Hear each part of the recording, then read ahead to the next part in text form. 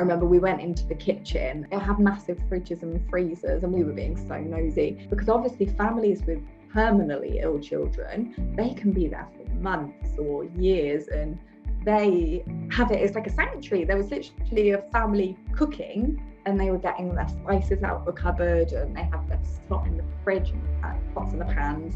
And there was a table where a husband and wife sat and they were eating. And I just remember thinking, God, I wonder how long they've been here. This is their life. But I just thought how lovely that there is this place. And I felt fortunate in a very unfortunate time. One of the first nights, so it was the first night Elsie was taken to intensive care, the phone went off. I think we were in and out of sleep. The phone went off at 2 o'clock in the morning. And I just remember them taking us into this room, and I thought, this is it. This is the moment where they tell me that my daughter's died. And thankfully, that isn't what had happened. She'd gone downhill and she was not doing well, but she was still with us, which as a parent is the only thing you bloody care about. From that terrible night, I couldn't sleep. I was so scared to go to sleep. I remember, I think probably for the first 2 nights of Ronald McDonald, I wasn't sleeping. And I remember thinking, I'm super tired. My eyes were stinging. I was trying to concentrate, and I thought, let yourself go to sleep.